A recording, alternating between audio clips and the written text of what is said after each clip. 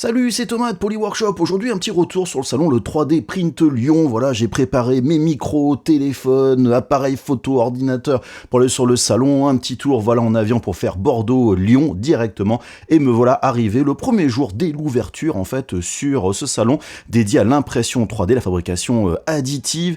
Alors, je vous le dis dès maintenant, c'est un salon qui est quand même un peu plus industriel et vous voyez pas trop de monde dans les allées à certains endroits. Un peu plus à d'autres. Alors, j'en parlerai à la fin de la vidéo. Je vais faire un petit point conclusion, vous voyez des fabricants typiquement Ison de filaments ou alors Rosa, voilà filaments, alors énormément de dragons, c'est bizarre, les trucs qui sont quand même assez populaires, il faut avouer. Des fabricants comme Bamboo Lab qui avait un tout petit stand, en fait c'était plein de petits stands sur le gros stand Atom City, donc vous voyez notamment la H2D, le stand de Creality toujours dans ce Atom 3D City. Alors je vous cache pas, c'était pour moi le plus grand stand en fait, celui qui a le plus de choses sympas à voir, comme par exemple du scan 3D, voilà, des petites démonstrations assez régulières, aussi des gens qui se faisaient scanner, avec ici le Raptor X ou Pro, je sais pas trop quel est le modèle, j'avoue que j'ai vraiment envie de le tester, ce scan il a vraiment très très bien, plutôt quand même professionnel, je vous le cache pas. Il y avait aussi la Alot X1 de Purecrete qui a été présentée, que je teste en fait à l'heure actuelle, aussi la petite High, et franchement, la première fois que je la voyais en vrai, elle a l'air quand même franchement plutôt très très bien, cette imprimante 3D, avec bien sûr en version combo, vous avez le nouveau dryer de filaments, le Space P4. Vous avez bien sûr tous les filaments qu'on trouve un petit peu ailleurs, ce principe voilà de présentation, les dryers X et Y. Bref, voilà, pas mal de choses à voir sur les stands. Aussi la petite Falcon A1 en graveur laser. Il y a quelques graveurs laser sur le salon. Et vous avez notamment le nouveau branding Creality avec la nouvelle mascotte Maker. Et en version française, j'ai vraiment trouvé ça super cool. Cette petite mascotte, voilà, elle remoquait le camembert, je trouve quand même. Mais bref, le béret, etc. Les couleurs, je trouve ça assez cool. Le stand et Lego en face avec pas grand chose, par contre très très vide, avec les dernières Saturn, alors je l'ai pas mis sur la vidéo, mais aussi la Century Carbone. Et puis dans les specs, on découvre qu'ils ont comme, il y a Autodesk Fusion qui supporte comme slicer leur machine, c'est un peu bizarre. Donc vous avez quelques youtubeurs ici, vous avez Isidon et Enzyme juste avant, Isidon qu'on appelle la sécurité parce que voilà, Enzyme se fait harceler de questions, non je rigole, des rencontres avec vraiment beaucoup de personnes, voilà, ici entre youtubeurs, des gens qui nous regardent sur les vidéos, ça franchement c'était le truc le plus cool du salon. Par exemple ici aussi des rencontres, DevArt qui fait vraiment des trucs vraiment super impressionnants, avec les gens notamment de Creality, donc vraiment beaucoup d'échanges qui étaient cool. Bref, je reviens sur le reste du salon, ici Volumic, fabricant français d'imprimantes 3D, on va dire plutôt de designer de qualité industrielle, honnêtement que je trouve un petit peu cher pour ce que c'est, mais ça n'engage que moi. Alors bien sûr encore plus cher, typiquement des imprimantes Stratasys, ou alors les imprimantes de Formlab ici, la Form 4L, machine assez grande, vous voyez typiquement des designs de volants. Moi ce qui m'intéressait c'était les supports de préforme, ou alors la version la Fuse One SLS, avec notamment ici leur nouveau système de polissage, donc Formlab qui monte vraiment en qualité. Vous avez aussi beaucoup d'impressions métal ici sur le stand Nikon du SLM, vous voyez c'est des formes qui sont impossibles à faire autrement que par l'impression 3D, c'est vraiment l'avenir de l'industrie, je trouve ça vraiment extraordinaire à voir, puis c'est très joli je trouve à voir, assez intéressant. Ce que je trouve aussi pour moi intéressant, c'est les petits supports en bas, voilà, qui soutiennent certaines parties, comme quoi c'est du métal, c'est autre chose, ou alors ici des démos de type plutôt multi-jet avec la base de support pour la bijouterie, vous voyez directement dans la machine, les supports sont enlevés, alors je sais pas par ce système-là, mais sans abîmer l'objet. Ou alors ici, Mingda, que j'avais testé il y a très longtemps pour les petites machines, qui est plutôt vers l'industriel maintenant, des très très grosses imprimantes 3D, vous voyez ici, qui accrochent plutôt quand même bien sur le grand plateau en PEI, donc quelques stats ici, vitesse pas excessif, mais franchement vu la taille, il me faut que ça marche mieux que pas du tout. Ou par exemple ici des stands qui proposaient des solutions de post-processing, plaquage, finition, etc. sur différents matériaux. Franchement, c'était assez impressionnant à voir, quelque chose d'assez différent. Ou alors ici, de l'impression 3D plutôt pour du bâtiment. Vous voyez ces murs ici, avec différentes épaisseurs, 8 et 12 mm pour le côté structurel, la finition. Vous avez aussi l'isolation, donc des explications qui sont bien présentées, ces renforts en nylon entre les deux.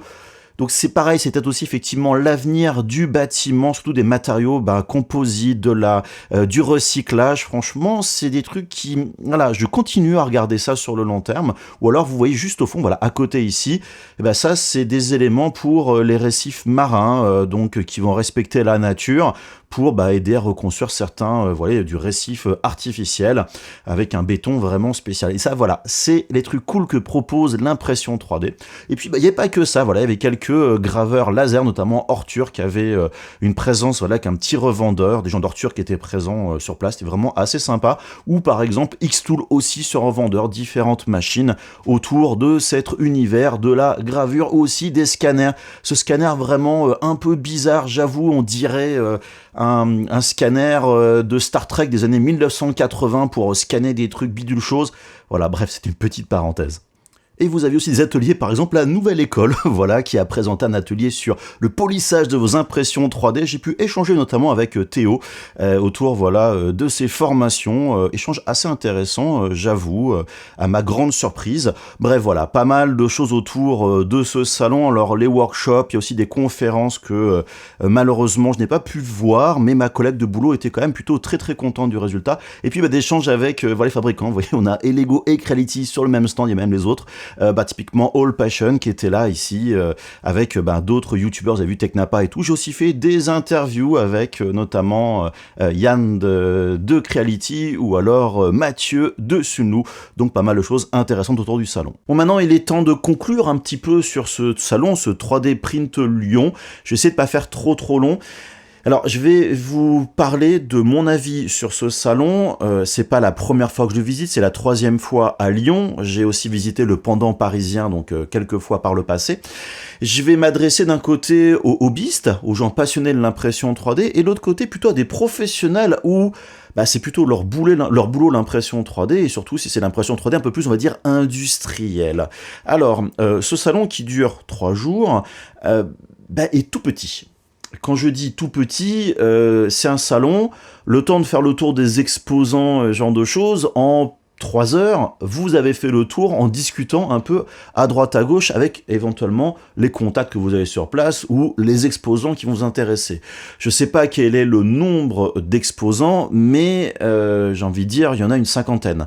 Enfin, cinquantaine vraiment dans l'ensemble. Donc c'est pas super énorme. Voilà, ma collègue est venue avec moi le premier jour, qui ne restait qu'une seule journée. À 3 heures, elle avait fini de tout faire la partie professionnelle et dans un coin, finalement, elle tapait son reporting. Voilà, donc ça c'est un petit peu le côté, je dirais, décevant. Alors, je vais commencer par le côté professionnel. Si vraiment l'impression 3D, vous cherchez des solutions plutôt, on va dire, avancées, faire de l'impression métal, des matériaux spécifiques, pour un besoin, voilà, de design, de production, effectivement, c'est l'occasion de rencontrer des professionnels du secteur, des revendeurs spécialisés qui vont peut-être vous guider. Voilà, donc ça c'est, on va dire, la moitié du salon, à peu de choses près. Et donc vous l'avez vu dans la vidéo, on voit ce côté bâtiment, le métal, les imprimantes, des marques comme Formlabs par exemple que j'ai cité, des marques voilà qui grandissent enfin énormément dans ce monde industriel. Voilà, ça peut être intéressant, mais vous allez quand même pas voir grand chose. Alors je l'ai pas montré forcément dans la vidéo, il y a plein de choses que j'ai oublié de filmer tout simplement, à parler et tout à droite à gauche. Voilà, il y a quand même des prestataires qui étaient présents sur place, ou alors des fabricants de filaments français qui proposent des solutions, on va dire, assez intéressantes. Donc voilà, ça vaut le coup de faire le tour, mais ne perdez pas plus d'une journée à aller sur le salon. Faites un aller-retour. Moi je suis arrivé le matin assez tôt en avion, j'aurais pu repartir le soir, ce que j'aurais dû faire. Donc voilà, ça peut valoir le coup, mais pour moi, le salon, je vais revenir à plusieurs reprises dans cette conclusion, intéressant pour vous avoir, et bien au-delà du 3D Print Lyon, c'est le Formnext en Allemagne, qui est, mais je sais pas moi, 40-50 fois plus grand que ce salon, et encore, peut-être que je me trompe sur la taille, mais c'est 2 halls gigantesques sur 2 étages, avec tous les fabricants du monde, et là, vraiment les fabricants, alors que ici au 3D Print Lyon, c'est principalement des revendeurs, des représentants qui sont présents. Alors, c'est très bien, bien sûr, mais il n'y a pas tout. Donc, Voilà, le Formnext est vraiment, vraiment intéressant. J'ai peur que le 3D Print Lyon vous perdiez votre temps. À l'opposé, vous avez donc des professionnels, plutôt les hobbyistes, les passionnés, plutôt les gens qui regardent ma chaîne, peut-être vous. Alors, c'est pareil, je vais vous dire, bah, c'est pas le salon le plus intéressant pour vous. Il n'y a pas grand-chose à voir. Alors, c'est bien pour découvrir, mais pareil, une journée, ça suffit vraiment largement. Et d'ailleurs, sur le salon, le côté professionnel dans l'ensemble était assez vide. C'est plutôt le milieu qui était intéressant, avec ce village Atom City par le revendeur français Atom 3D, qui avait pris un grand espace, mais qui avait, on va dire, séparé ça en petits espaces pour des marques dont ils sont revendeurs. Vous l'avez vu, ces marques notamment chinoises, Bamboo Lab, Creality, Elego, Sunlu, eSun, etc., etc. Donc voilà, donc c'était finalement le cœur du salon, là où il y avait le plus de gens, le plus de visiteurs. Sans ça, franchement, le salon était mort. J'ai pas d'autre terme. Alors, le mardi, c'était évident, franchement, c'était mort le salon. Le mercredi matin, il y avait plus de monde. Le jeudi, je suis reparti le mercredi, donc j'ai pas vu le jeudi. Mais apparemment, milieu d'après-midi, il n'y avait plus personne, c'était en train de se vider.